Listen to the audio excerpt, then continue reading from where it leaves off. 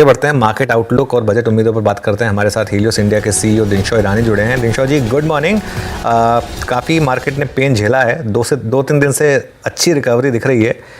क्या माना जाए कुछ टर्निंग पॉइंट आया वो आरबीआई के डिसीजन के बाद? Good morning Anuj ji, and very good morning आपकी टीम को और आपके दर्शकों को, और धन्यवाद आपके शो पर आमंत्रित करने के लिए एक बार फिर से। सो अनुज जी, एक्चुअली आरबीआई, वही मैं वही बता रहा था किसी को कि एक्चुअली आप देखिए कि हुआ क्या, एक लिक्विडिटी इन्फ्यूजन की बात की आरबीआई ने, और बाजार क्या जोरों का चला है उसके बाद। अब आपने देखा लार्ज कैप्स ट्यूसडे को, ये मंडे शाम को आया इनका अनाउंसमेंट, और ट्यूसडे को लार्ज कैप चले और वेडनेसडे को मिड कैप रैली हो गई, mid cap small cap rally हुई, और आज फिर से वो रैली कंटिन्यूड है। तो एक्चुअली बाजार को ज्यादा नहीं चाहिए था कुछ भी, उनको एक थोड़ा पॉजिटिव इम्पिटस चाहिए था कि बहुत हो गया अभी, क्योंकि आप एक्चुअली देखिए मंडे तक कितना पैनिक था मार्केट में, और एक छोटी सी खबर आने के बाद इतना मूवमेंट आ गया।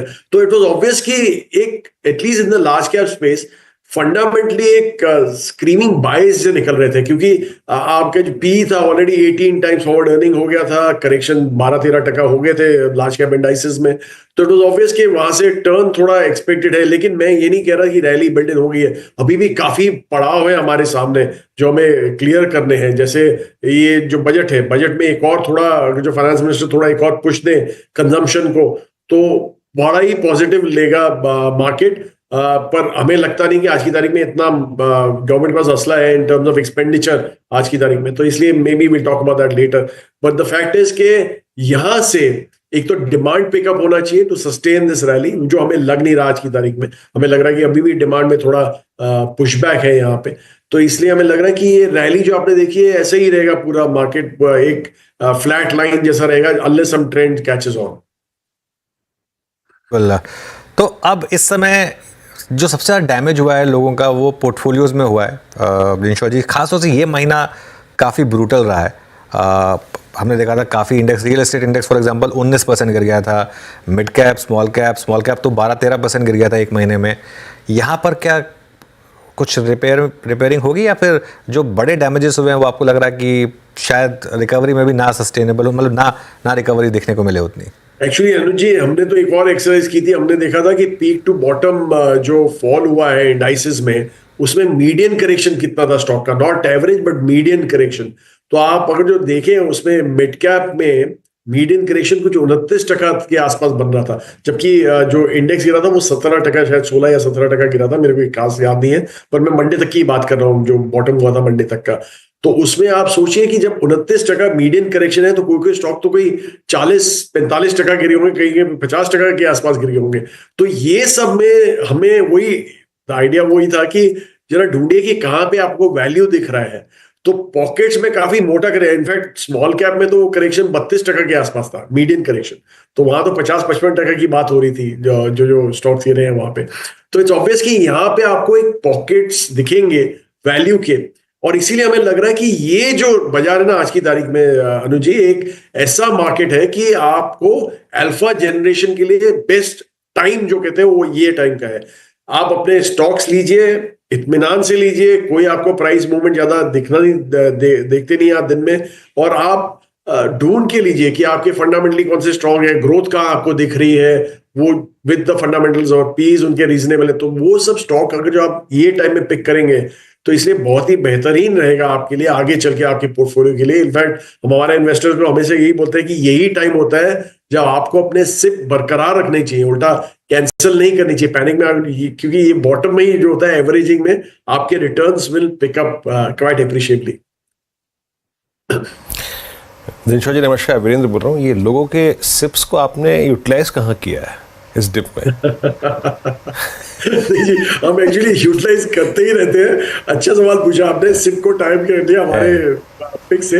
पर एनीवे हम जैसे हमने देखा था कि हमारी जो प्लेटफॉर्म कंपनीज थी काफी हद तक बड़े बड़े करेक्शन आए थे वहां पे, तो हमने थोड़ा थोड़ा टॉप अप किया है वहां पे। आईटी में हमने थोड़ा थोड़ा टॉप अप किया है, बिकॉज हमें लगा कि यहाँ पे पैनिक जो हो रहा है बेकार का पैनिक हो रहा है, कोई जरूरत नहीं थी उनको गिरने की जस्ट बिकॉज ट्रम्प आ गए। क्योंकि H1B का जो रिलायंस जो है अभी आज की तारीख में बहुत कम हो गया, तो ट्रम्प और क्या कर सकते हैं वहां पे। तो इसलिए हमें लगा कि ये सब सेक्टर्स में आपको आस्ते आस्ते टॉप अप करना चाहिए, और उल्टा हमारे फाइनेंशियल्स में भी जो हमारे जो स्ट्रॉन्ग बैंक्स हैं या जो सर्विसेज वाले सेगमेंट्स हैं वहां पे हमने थोड़ा टॉप अप किया है, तो इसलिए सिलेक्टिवली किया है वीरू जी। और जैसे मैंने बोला कि यही टाइम होता है आपको एक्चुअल अल्फा आइडेंटिफाई करने का for the future. No doubt, बिल्कुल सही कहा आपने। मीनवाइल भारतीय बाजारों के लिए एक चीज़ महत्वपूर्ण हो रही है, दोनों ही इंडिसेस निफ्टी और निफ्टी बैंक।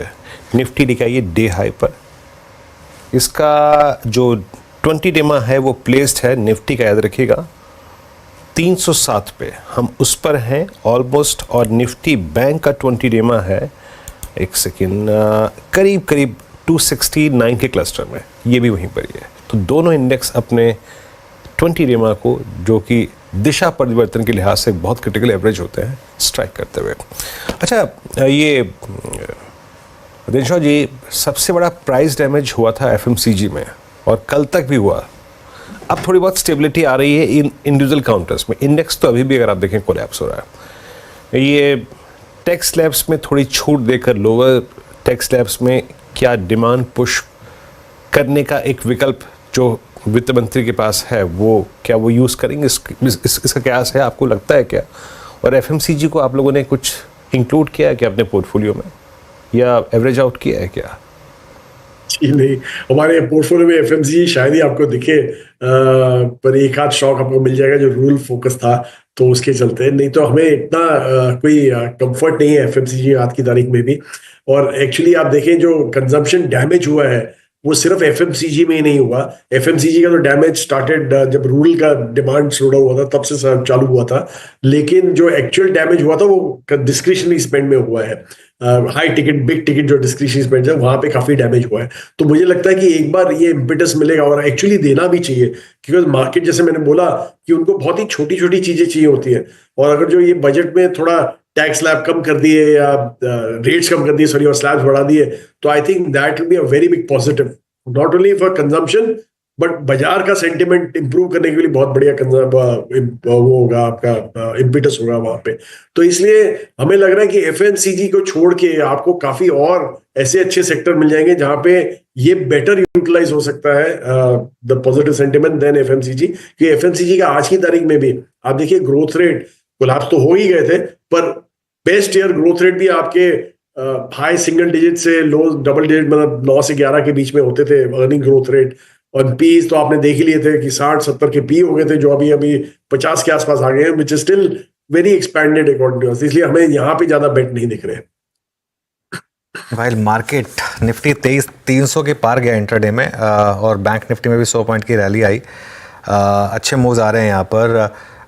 दिशा जी, बजाज फाइनेंस है क्या आपके पोर्टफोलियो में, और कोई व्यू इस स्टॉक पर? जी है, अच्छा बड़ा आनंद जी आपने।